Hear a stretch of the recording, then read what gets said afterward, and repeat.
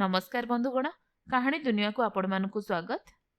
आज चलंतु सुनिबा जन्ममामुर आउ गोटे कहानी क्रोध दमन। महाराज उग्रसेनଙ୍କର स्वभाव थिला बहुत क्रोधी। युवराज थिबा समय रे ता बेसी क्षतिकारक नथिला, किंतु राजा हेबा परे तांको क्रोध अनेक अनर्थर कारण हैला। थरे राजा जने सेवक उपरे रागी जाई ताको खूब माड़ मराइले। माड़ खाई से बेहोश होई गला परे राजांकर पश्चाताप आसिला। से लोक को किछि टंका देले। परे से राणी को पाखकु जाई सब घटना कहिले। राणी बुझाइले, महाराज आपणकर ए स्वभाव केवल आपणक पई नुहे, देश पई मध्ये क्षतिकारक। राजा कहिले, जेते चेष्टा कले भी क्रोध दमन करि पारु नाही। राणी कहिले, महाराज मु आपणको एक उपाय बतै देबी। एथरा आपणक मन भितरे क्रोध आसीबा मात्रे आपण अन्य को जे दंड देउछंती सेही दंड आपण भोग करंतु। एक सप्ताह परे हठात राजा जने सेवक उपरे रागी जाई 50 बेत दंडादेश कले। दंड देबा परे तांकर क्रोध शांति होई गला। सेतेबेले राजांकर राणी को कथा मने पड़िला। से भाबिले, एते छोट अपराध जोगु मु ताको 50 बेत मारली। मु मो निज अपराध जोगु सेही दंड ग्रहण करिबी। किंतु सेवक मानक भितरु केही हेले राजा को बेत मारिबा को सम्मत हेले नाही। राजा राणी को पाखकु जाई एकथा कहिले। राणी हसी हसी कहिले, सेवकर गोटे छोट भूल जोगु आपण 50 बेत दंड देले, किंतु राजांकर आदेश पालन न करिबा तो गोटे बड़ अपराध। आपणकर तो कोनोसी क्रोध एथिपई आसुनी।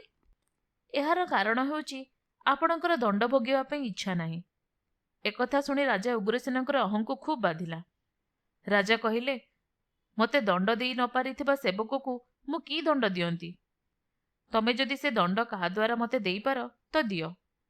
राणी जने सेवक को डाकी कहिले, तू मोर आदेश पालन करिबु ना नाही? पालन न कले मृत्यु पई प्रस्तुत रह। सेवक जीवन विकल रे आदेश पालन करबा को प्रस्तुत हैला। राणी ता हाथ रे चाबुक देई राजा को मारिबा को कहिले। प्रथम चाबुक रे ही राजा को समग्र शरीर कंपी उठिला। द्वितीय चाबुक पूर्वरु राजा सेवक ठारू चाबुक छड़ाई नहीं ताकू 10 थर मारिले।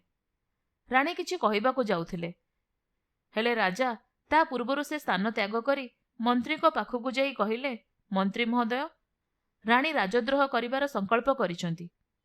मु तांको देशांतर दंड देउची। तमे जदि से दंड पई व्यवस्था न करिबो तो तमे भी राजद्रोही हबो।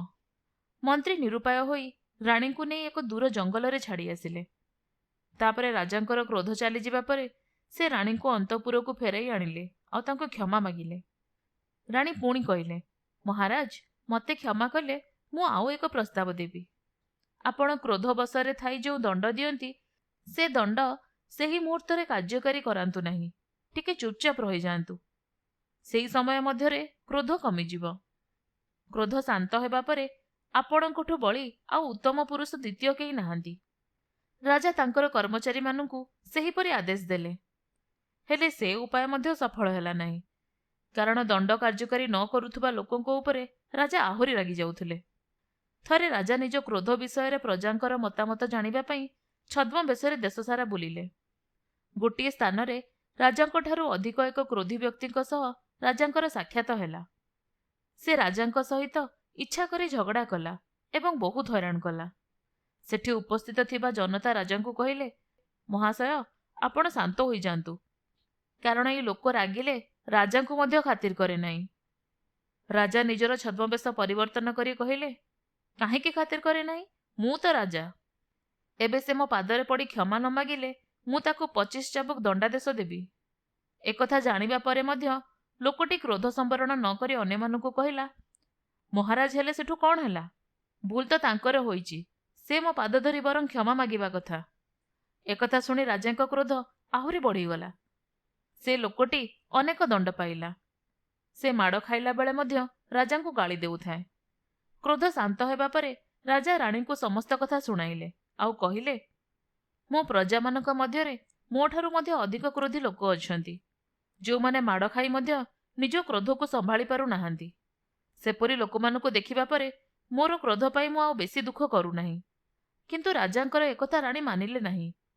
से कहिले, साधारण लोकर क्रोध ता निज पई हानिकारक, किंतु सेपरि क्रोध थिबा व्यक्तिर ରାଜା ହେବା ପାଇଁ ଯୋଗ୍ୟତା ନାହିଁ, କାରଣ ଆପଣଙ୍କର କ୍ରୋଧ ସାରା ରାଜ୍ୟ ପ୍ରତି ହାନିକାରକ।